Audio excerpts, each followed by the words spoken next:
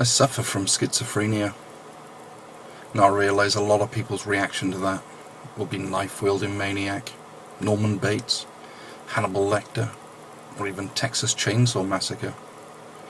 Trust me when I tell you I've heard it all before.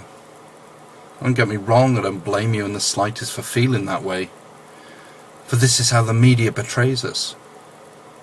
But the reality is that that stereotype only applies to a small percentage of us. To believe otherwise invites the same mentality and prejudice that preaches that all Muslims are terrorists, or all Catholic priests are paedophiles, all autistics are like Rain Man, or all gay men wear leather caps and have big handlebar moustaches. It is simply not the case. We're all different. I believe that people with mental illness are an unrecognised minority group who cannot fend for themselves. As a result of this, they are victimised by a system that refuses to understand or even tolerate them. In Britain, they're trying to pass a bill that states anyone registered as having any form of mental illness can be detained without ever having done anything wrong, institutionalised and force-fed antipsychosis drugs. In essence, stop the crime before it happens, and strip a quarter of the population of their civil liberties and basic human rights. The very thought of it terrifies me. I've never so much as been in trouble with the police, and I don't have a violent bone in my body. Yet if they passed this mental health bill, I could be taken off the street, or from my home, detained and institutionalised without trial, provocation, or even defence. The fact that it gains more support each time it rears its ugly head is a testament to the ignorance of the masses. Terribly sorry I've strayed off the path. Cancel rant mode. Yes, I have schizophrenia. Yes, I have voices in my head.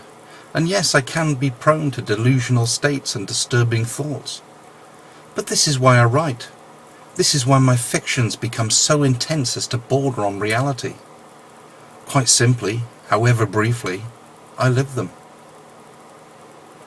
I stopped taking my medication over 10 years ago because writing in all forms has replaced it. I can't not write. I don't get writer's block because my mind is constantly active and will not switch off. Voices and visions have long plagued my sleep patterns and waking hours, fighting for dominance in my eyes and works. I take Zopiclone and cannabis to help me sleep, for a few hours peace. Cocodamol to tame the headaches. I'm exhausted, but I'm never short of something to write about. Compared to most schizophrenics, I'm fortunate, because not all the voices in my head are malevolent. They whisper ideas and sometimes entire passages in my ear as I write. They harmonise with me as I sing my songs. They even help me write my lyrics. Yes, I have bad patches, but who doesn't? Yes, I have dark thoughts. Again, who doesn't? My strongest malevolent voices I recognise as my paranoia, self-loathing and self-doubt. They are my darkness to bear and in no way affect anyone around me. When they'd strike, I used to cut myself because it numbed their influence.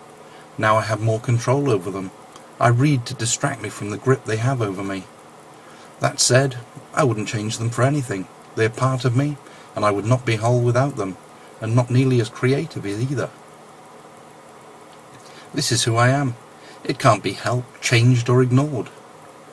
The problem is other so-called normal people, friends who I believed would be around for life, that have turned their backs on me when they've discovered what I am. Others have just taken advantage of me, stolen from me and shunned me, simply because I'm a nutter. I'm not like them. I don't share their yob mentality, so I must be mad. I have long held my own counsel and very guarded as to who I reveal this to. I find it very hard to trust in the intentions and motives of others. But every now and then, someone comes along that I recognise as a kindred soul, or that I can't help but trust. And I am revealed before them, as I am revealed before you now. You see, now that I have opened up to you, and stand before you unveiled, I am at your mercy. Will you still be my friend?